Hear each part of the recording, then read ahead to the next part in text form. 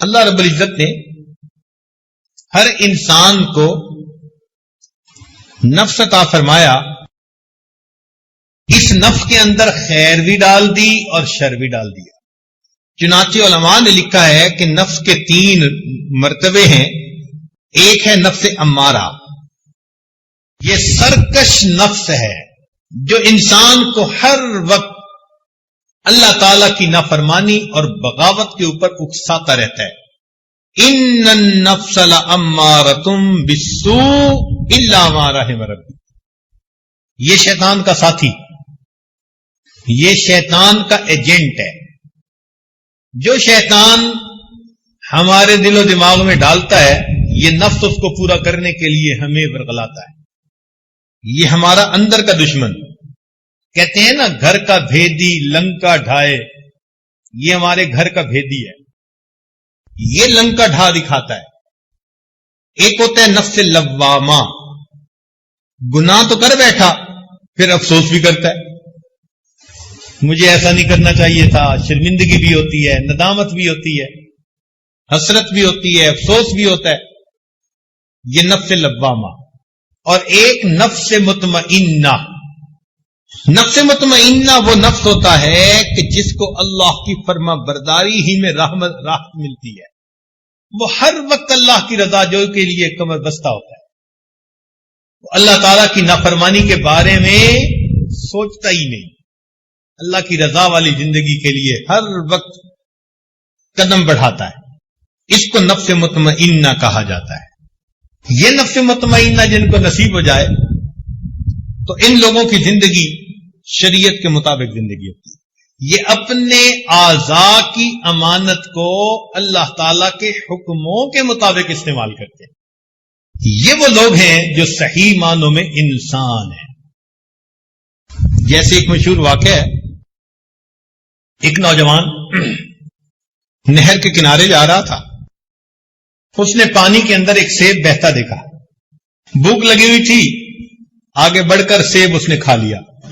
جب پیٹ میں کچھ پہنچ گیا، اب بات سمجھ میں آئی کہ یہ سیب میرا تو نہیں تھا، تو کسی اور کی ملکیت، اور میں نے تو بغیر اجازت کے کھا لیا، لہذا اب مجھے چاہیے کہ میں اس کے مالک کے پاس جاؤں، یا قیمت ادا کروں یا معافی مانگ لوں۔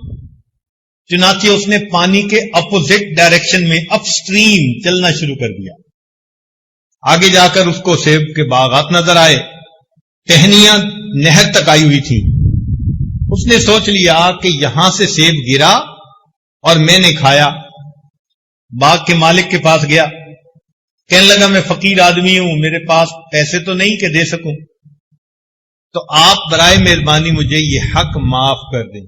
انہوں نے کہا میں تو معاف نہیں کرتا۔ اچھا بھائی جتنا مانگتے ہیں لے لیں۔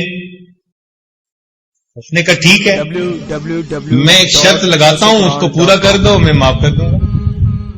کیا شرط؟ میری ایک بیٹی ہے، آنکھوں سے اندھی، کانوں سے بہری، زبان سے گنگی، ہاتھ پاؤں سے لنگڑی لولی، یوں سمجھو زندہ لاش ہے، اس سے نکاح کرو اور اس کے ساتھ زندگی گزارو۔ نوجوان حیران، عجیب آزمائش میں مبتلا ہو گیا۔ پھر اس نے سوچا کہ دنیا میں ایسی زندہ لاش کے ساتھ زندگی گزارنا آسان، قیامت کے دن اللہ کے سامنے جواب دہ ہونا یہ مشکل کام۔ دن طے ہو گیا، نکاح ہو گیا۔ جب بیوی کے پاس گیا تو دیکھا کہ وہ صحیح سالم خوبصورت ہنستی بولتی نوجوان لڑکی۔ اگلے دن سسر سے ملاقات ہوئی۔ اس نے کہا بتاؤ بھائی کہ آپ نے مہمان کو کیسے پایا؟ کہنے لگا جی کہ آپ نے تو کہا تھا کہ وہ گنگی ہے، بہری ہے، اندھی ہے، لولی لنگڑی ہے۔ اس نے کہا سنو، میری ایک ہی بیٹی تھی، میں نے اس کو دین پڑھایا، قرآن کی حافظہ، حدیث کی عالمہ بنایا۔ اب میں چاہتا تھا کہ اس کا میں نکاح ایسے بندے سے کروں کہ جس کے دل میں اللہ کا خوف ہو، تقویٰ ہو جس میں۔ جب تم ایک سیب کی خاطر مجھ سے معافی مانگنے آئے تو میں نے ڈیسیژن لیا کہ اس نوجوان کے دل میں اللہ کا بڑا خوف ہے، اور جس کے دل میں اللہ کا خوف ہو وہی بیویوں کے حقوق ادا کر سکتا ہے۔ اس لیے میں نے کہا، اس نے کہا مگر آپ نے جو بیٹی کے بارے میں بتایا وہ چیزیں تو ٹھیک نہیں تھی۔ اس نے کہا دیکھو، میں نے کہا تھا کہ یہ بکماء اللسان ہے، اس لیے کہ اس نے کبھی غیر محرم سے کوئی بات ہی نہیں کی۔ یہ امیاء العینین ہے، اس لیے کہ غیر محرم کی طرف اس نے کبھی آنکھ اٹھا کے نہیں دیکھی۔ میں نے کہا یہ سماء الاذنین ہے، اس نے کبھی غیر محرم کی شر والی باتیں ہی نہیں سنی۔ میں نے کہا یہ کسیحۃ القدمین ہے، اس کے دونوں پاؤں فالج زدہ، اس لیے کہ میری اجازت کے بغیر گھر سے کبھی نکلی ہی نہیں۔ ایسے بھی تو لوگ زندگی گزار گئے۔ یہ ہیں صحیح معنوں میں انسان کہ جن کے جسم کا ایک ایک عضو اللہ رب العزت کی رضا کے مطابق استعمال ہوتا ہے۔ عبداللہ بن مبارک رحمۃ اللہ کو ایک عورت ملی جو ہر بات کے جواب میں اللہ کے قرآن کی آیت پڑھتی تھی۔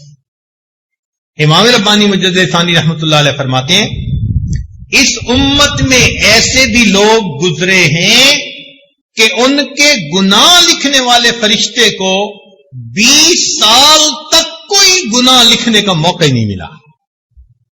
یہ صحیح معنوں میں انسان ہے جن کا ہر عمل اللہ تعالی کی مرضی کے مطابق، ان کے ہر عمل پر ان کے سینے میں نور بھر دیا جاتا ہے۔